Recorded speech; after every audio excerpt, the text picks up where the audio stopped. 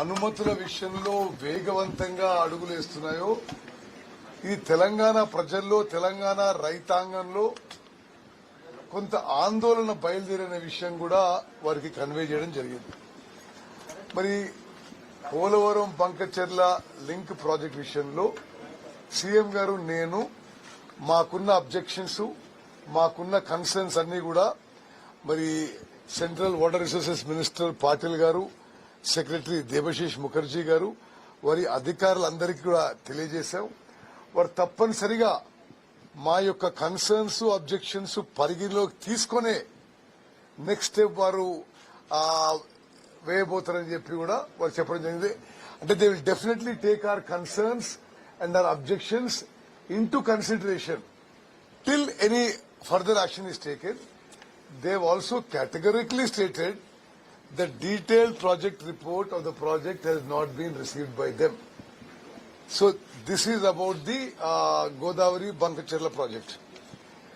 We have also said, like yesterday Chief Minister announced in Hyderabad, if Andhra Pradesh gives us a blanket NOC for us to use 1000 TMC of Godavari water and 500 TMC on Krishna water, if they give a blanket NOC for 1500 TMC and Government of India also approves the same, 1500 TMC means 1.5 crore acres.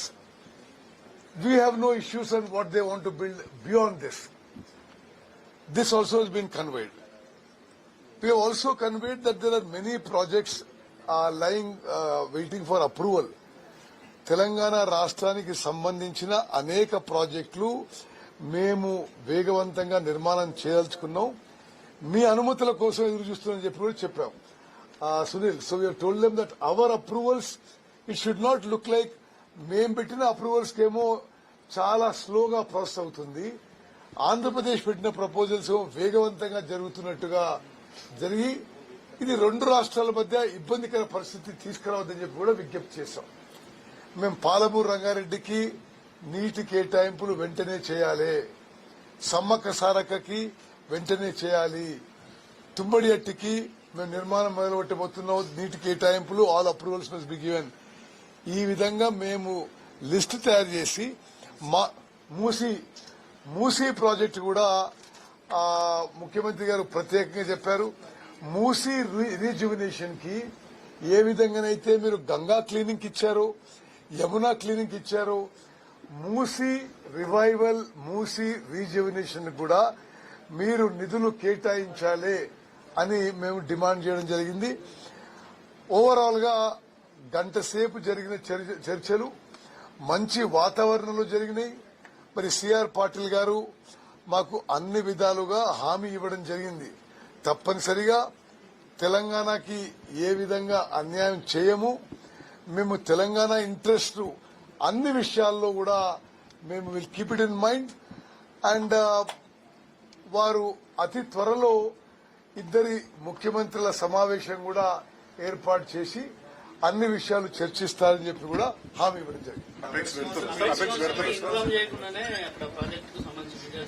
ఆ విషయం కూడా మేము తెలియజేసినాం, specific గా చెప్పినాం.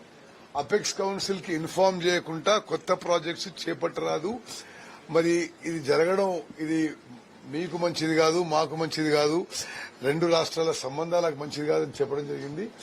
తప్పనిసరిగా ఆ విషయాలు కూడా మేము పరిగణలోకి తీసుకుని మరి తొందరగా ఇరు రాష్ట్రాల ముఖ్యమంత్రులతో సమావేశం ఏర్పాటు చేస్తామని చెప్పి స్పష్టమైన హామీ ఇవ్వడం జరిగింది.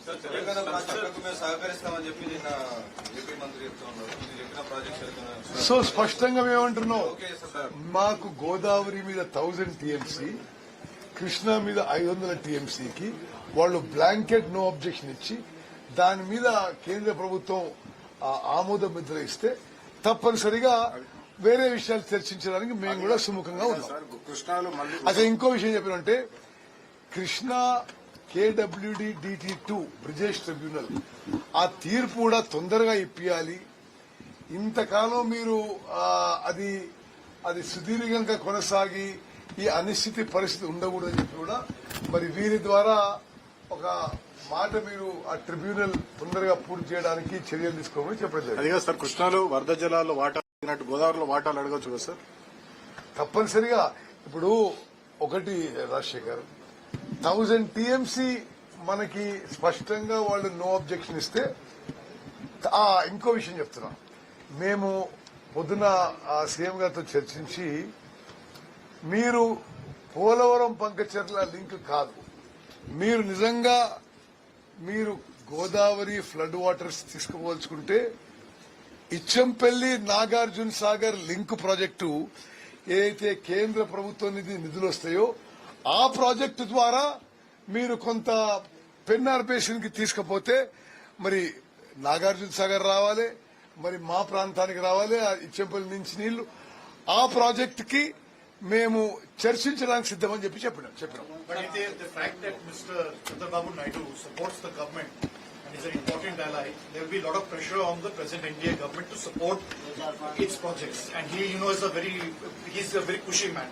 How will Telangana succeed? Because you are an opposition party. Whether you will succeed or not, or are you trying to file a caveat in a court or some kind of way to protect the state's interest? Sunil, when it finally come to protecting state interests, there will be no niceties. That is, state interests are uppermost thing. If we have to go to legal, we have to go legal at a point of time, we will go. But what I want to tell you categorically is, today, whatever concerns you expressed, we specifically expressed to Mr. C.R. Patil. He said, notwithstanding anything else, we will also ensure justice in all water issues of Telangana state. కేంద్ర ప్రభుత్వం నిర్ణయం తీసుకోకపోతే మన కోర్టులను approach అవుతారు, ఎందుకంటే ఇప్పటికే అనేక కేసులు ఉన్నాయి కదా కోర్టులో. తప్పనిసరిగా న్యాయం జరగకుంటే మేము ముందు చెప్పిన దాంట్లో ఏమీ వెనకాడది ఉండదు. సుప్రీం కోర్టులో వాళ్ళ ప్రాజెక్ట్స్ విషయం కూడా మేము పోతామని చెప్పి నదుల అనుసంధానానికి సార్, ఆలోచన చేయలేదు సార్ నదుల అనుసంధానానికి ఓకే చెప్తున్నారు. Thank you.